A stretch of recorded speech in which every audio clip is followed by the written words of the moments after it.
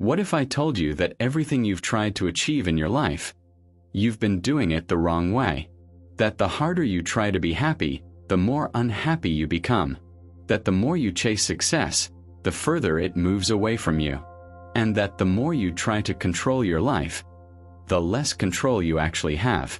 It sounds contradictory, doesn't it?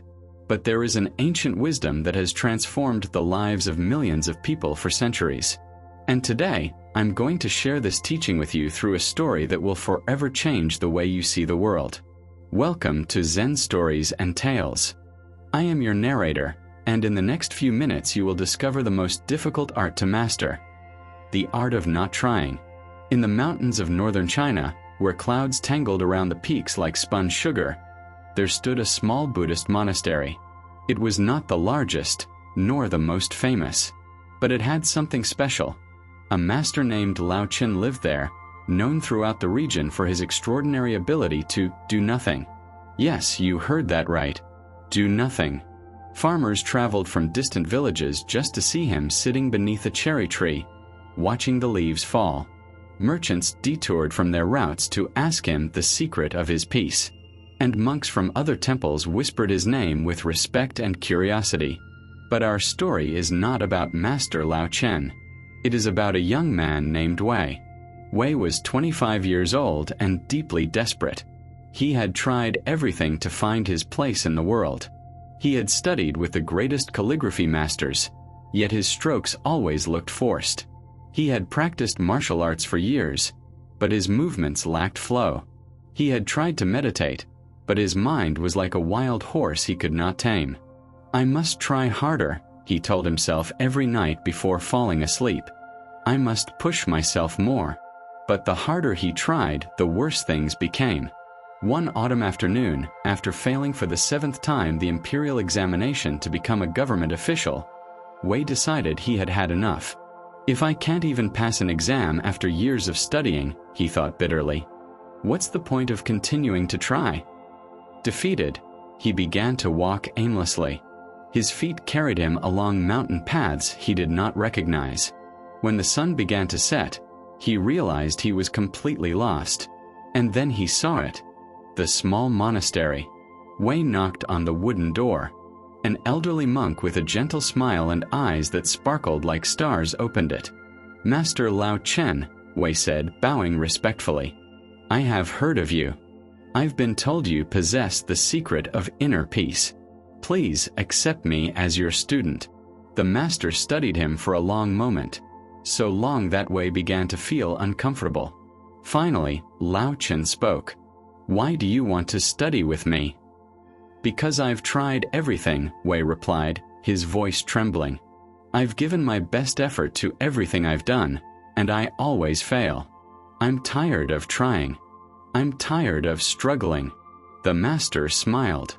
Then you are ready, he said simply and opened the door wide. The next morning, Wei expected the master to assign difficult tasks, complex exercises, mantras to memorize. That was what all masters did, wasn't it? But Lao Chen had other plans. Today, the master said, you will sweep the monastery courtyard. Wei blinked, confused. Sweep. That was it. Just sweep? Yes, master, he replied, taking the bamboo broom. Wei began to sweep with determination. Every movement was precise and calculated. He moved the broom forcefully from left to right, making sure not a single leaf was out of place. He sweated. He focused. He pushed himself. After 2 hours, he was finished. The courtyard was spotless. The master stepped out of his room, examined Wei's work, and nodded. It's clean, he said. But tell me, Wei, how do you feel? Tired, master. But satisfied. I did a good job. Tomorrow, Lao Chen said, sweep the courtyard again. But this time, don't try to do it well. Just sweep. Wei frowned. Don't try to do it well? What kind of teaching was that? The next morning, Wei picked up the broom again. He remembered the master's words. Don't try to do it well. Just sweep. But how do you do something without trying to do it well? He began to sweep, but his mind was confused. Every time he moved the broom, he wondered, am I trying or not trying? Is this effort or not effort? And then something extraordinary happened. In the middle of his confusion, a gentle breeze passed through the courtyard.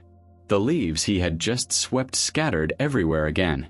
Wei stopped, watching as the leaves danced through the air, landing wherever the wind decided. And for the first time in his life, Wei laughed. It wasn't a laugh of frustration or madness.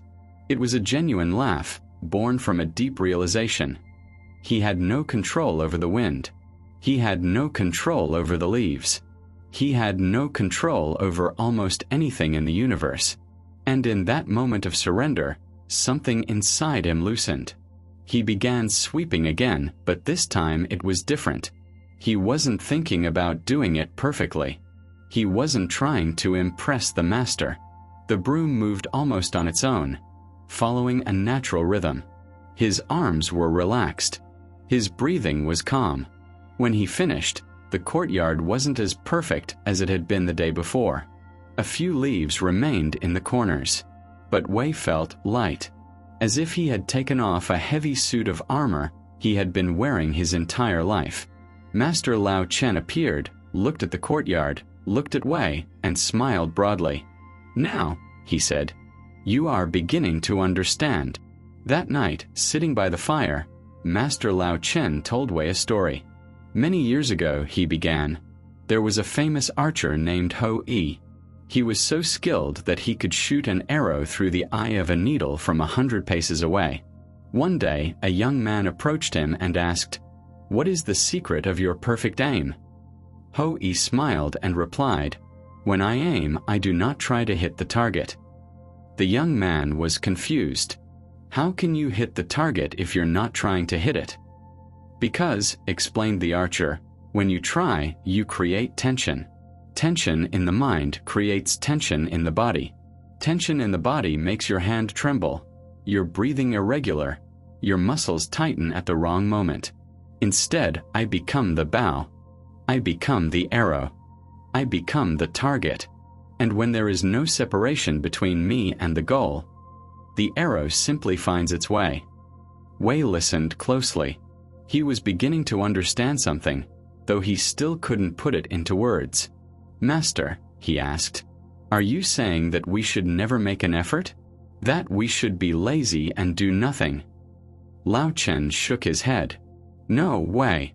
It's not about doing nothing. It's about acting without forcing. It's about effort without tension. The ancients called it Wu Wei. The concept of Wu Wei, the master continued, is something very few people in the world truly understand. But those who do completely transform their existence. If this story is resonating with you, if you feel that you've been struggling too hard in your life, I invite you to subscribe to this channel. Here, we share Zen stories and teachings that have helped thousands of people find peace and clarity in the midst of modern chaos. Press the subscribe button and activate the notification bell so you don't miss a single teaching. Trust me, what comes next will surprise you. Days turned into weeks. Wei continued carrying out simple tasks at the monastery. Sweeping, preparing tea, tending the garden, washing bowls. But something had changed in the way he did them. Before, when he prepared tea, his mind was filled with thoughts. Is the water at the right temperature?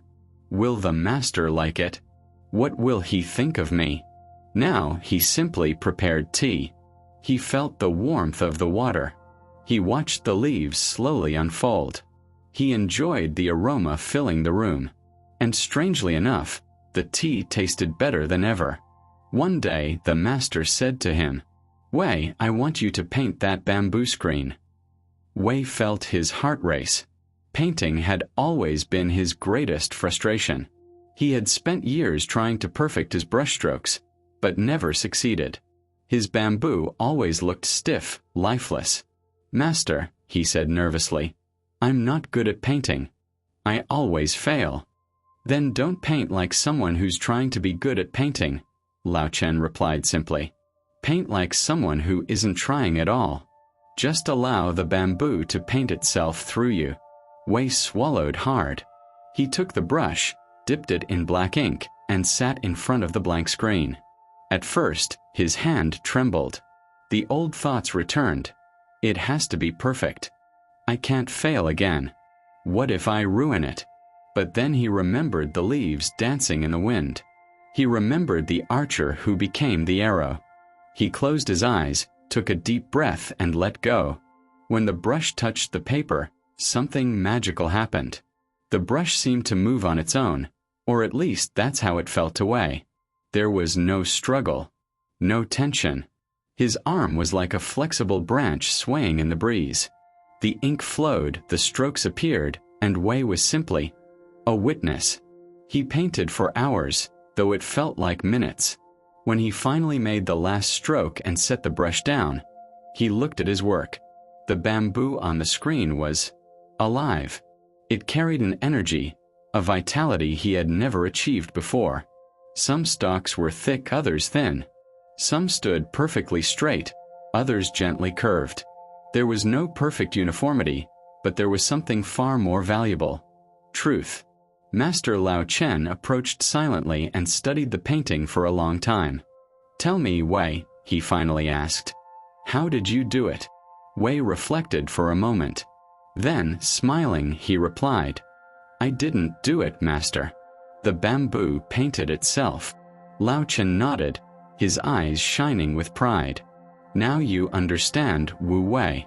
The art of not trying does not mean being passive or lazy. It means acting in harmony with the nature of things instead of fighting against it. It means effort without tension. It means doing without forcing." Wei felt as if a profound truth had been revealed to him. "Master," he said, "my entire life I've been swimming against the river's current, exhausting myself, struggling to get somewhere. But what you've taught me is that I should swim with the current." "Exactly," the master confirmed. "And when you swim with the current, you go much farther with far less effort. This is the paradox.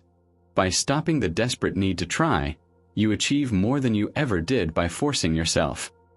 Several more months passed. Wei had changed deeply.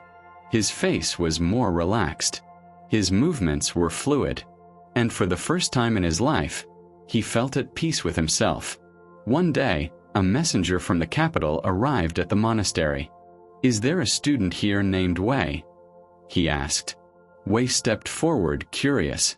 "I've been sent by the Imperial Council," the messenger explained. "There is one final opportunity to take the exam you failed months ago. It's tomorrow at dawn in the city. If you wish to take it, you must leave now." Wei looked at Master Lao Chen. The old man simply smiled and said, "The decision is yours, Wei." Wei reflected.